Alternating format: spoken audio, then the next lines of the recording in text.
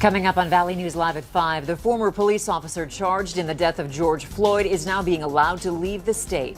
We hear from one senator who believes a relief bill may not come before the election. And find out the latest as the Gulf Coast prepares for Hurricane Delta. Valley News Live at 5 starts right now. Live from Fargo and serving you on TV, online, and on the go. This is Valley News Live at 5.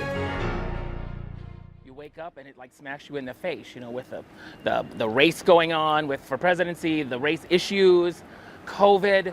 It's just a lot. I don't think we were meant to take this much on at once.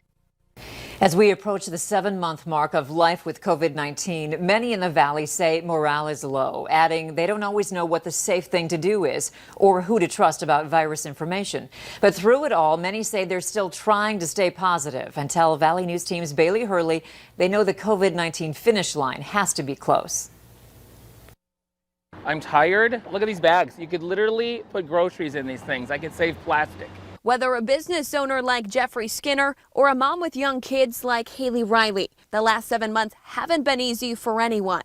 Try really hard not to be negative about it because nobody needs that, but it's been awful. My kids are not happy, I'm not happy, my husband's not happy. Like, I'm even tearing up right now because I just don't like it anymore. Riley says it seems like new guidelines and mandates emerge every day and says it's hard to keep track of what's right or wrong when every state, city, and business has a different philosophy. What do you do when every choice is the wrong choice? Everything feels like you're doing the wrong thing. I think everyone is at their wits' end. Our newest motto is grab a bottle, hunker down, and pray for daylight. Both adding it doesn't make it much better that COVID-19 came in an election year. I wish this was happening a completely different year because I feel a lot of that muddles a lot of any information we try to get, whether or not it's factual or not. For Diane Olwyn, she says while she is very cautious, she's also trying to make the best of this time by honing in on her sewing skills, saying there's no better time to take up a new hobby. When you're stuck at home, you know, you can Google anything and learn anything you want. Something Skinner says he's doing too. So we literally get out of the city when we can. We try to get as far away from people and humanity as we can, and hiking has really helped. Get out, go camp for the day. All three add while they don't know when life will go back to normal, a bad attitude won't make it go any faster. In Fargo, Bailey Hurley, Valley News Live. North Dakota is reporting 651 new positive cases today. 112 of those are in Cass County. We have a further breakdown of today's numbers along with numbers from Minnesota scrolling at the bottom of your screen right now. Fargo police are asking for your help in finding a dog that's a blonde boxer, lab, and pit mix. Police say that dog bit an 8-year-old girl in the face today in the 50th block of 18th Avenue North. The dog may have been wearing a collar with a red tag on it and was seen running with a gray-colored husky. If you have any information or see this dog, go ahead and call dispatch at the number on your screen, 451-7660. Police in Bemidji want residents to know about a high-risk sex offender now living in the area. Jeffrey Balak is now living in the 600 block of 4th Street Southwest in Bemidji. High-risk sex offenders are considered the most likely to reoffend. We're getting used to these gorgeous days, but maybe we shouldn't. Here's Nathan with a look at the weather for this evening. Nathan? Yeah, Andrea, definitely a night to enjoy, but yes, there are some more seasonable temperatures on the horizon. But for now, for tonight, let's just talk about that sunshine. A beautiful look, our Valley Sky Cam looking toward Minnesota, seeing some fall colors and plenty of clear sky out there this evening. A bit on the windy side, though. We can see those northwest winds around 15 to 20 miles per hour. For most of us, I feel like a broken record almost talking about these windy conditions, but as we go through sunset, I do expect those to calm down. Plenty of clear sky there on satellite and radar, perhaps a few passing clouds up toward the north, but no concerns in that department for your Friday. Temperatures in the low 60s in areas like Roseau, mid 60s in Badette, and then we're seeing some mid to upper 70s in the Southern Valley, still holding on to 79 for our friends in Watertown. Even in Fargo, 72 degrees. The average high for this time of year is 60 degrees even. Now for the weekend, we do have that first alert weather day for Sunday, mainly Sunday evening, where we have the chance of some strong to severe storms. Of course, we'll talk about that in greater detail. And of course, look at Hurricane Delta, which is making landfall momentarily in a couple minutes. All right. Thanks, Nathan.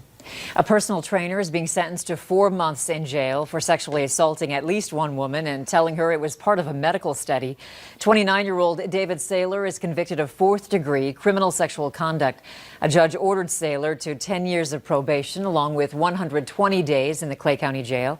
Court documents state in 2018, Saylor told a woman he needed help with a study on Parkinson's disease. For months, Saylor made the woman straddle him or press against his groin before she discovered the study was fake. He faces similar charges in Cass County. He will be in court there in early December.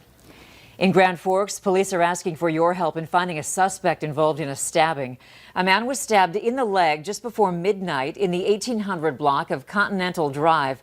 Police say the victim and suspect know each other and there is no threat to the public. There's no word yet on the condition of the victim. If you have any information on this stabbing, you're asked to call Grand Forks Police. A 26-year-old is in jail after an alleged attempted robbery in Fargo. Officials say it happened this morning in the 1600 block of 9th Avenue South. The victim told officers that Blake Peterson was knocking property off a back deck and trying to break into a detached garage. Peterson is facing several charges. The number of coronavirus cases is rising faster than we've seen in weeks. More than 56,000 Americans reported cases yesterday, the largest daily increase since mid-August. More than 3,000 of the new cases are in Wisconsin, where drivers lined up in Madison waiting for hours to get tested. It was the state's largest one-day number yet. Mola Lengi is in Milwaukee, where officials say this is a very serious problem. Right now in the state of Wisconsin, we are in a bad place. Milwaukee Mayor Tom Barrett says Wisconsin's surge in coronavirus hospitalizations is, quote, very dangerous. We continue to be in the top 5 in both the per capita number of cases and the total number of cases. That's not where we want to be at all. In Madison this week, high demand for COVID tests led to long lines and wait times of up to 3 hours. This Wisconsin medical facility says hundreds of staffers are out sick or in quarantine, with hospitalizations up about 500%. Health officials say a perfect storm of factors is behind the surge. We initially saw the increases in colleges and universities. That's certainly spread well beyond those boundaries. I almost accepted I was going to die. 19-year-old Alexandria Rakowski of Kenosha, Wisconsin, contracted the virus in April. She spent more than 2 weeks in the hospital, barely able to breathe. She still suffers from rashes and hair loss. I'm also a musician. I study clarinet, and, I used to be able to go for hours, no problem. Now it can go for about 35 minutes, and I have coughing fits. My chest burns. I can't catch my breath. I'm sure you see folks out in the community, out in the world, who are maybe disregarding some of the guidelines. What do you think when you see that? I always say it feels like a slap in the face. It's a lack of empathy. It's heartbreaking. The governor has ordered bars and restaurants there to limit capacity to 25%, down from 50%, as health officials say every county in the state is seeing high levels of cases. The top Senate Republican says he doubts there will be any sort of coronavirus relief legislation before the election. Speaking to constituents in Kentucky, Speaker Mitch McConnell says there is slim to no chance that a relief bill will get out of Congress and onto the president's desk in the next 3 weeks. Regarding the 25th Amendment, McConnell accused Nancy Pelosi of playing politics. I think the murkiness is a result of the proximity of the election. And everybody kind of trying to elbow for political advantage. I'd like to see us rise above that like we did back in March and April, but I think that's unlikely in the next 3 weeks. McConnell did not answer questions about when he was last tested for coronavirus. He said earlier he didn't feel the White House COVID safety measures were adequate and hasn't visited the White House since early August. A Minnesota judge says the former police officer charged with murder in the death of George Floyd can leave the state. Derek Chauvin is out on $1 million conditional bond as he awaits trial. One of the conditions is that he cannot leave Minnesota, but corrections officials there are now saying there are safety concerns. A Hennepin County judge says Chauvin can stay in a state bordering Minnesota if he chooses. The former officer was shown on video kneeling on George Floyd's neck for more than 8 minutes before Floyd died in May. Still to come, people rushing to protect their homes from Hurricane Delta as it lashes out at Texas and Louisiana.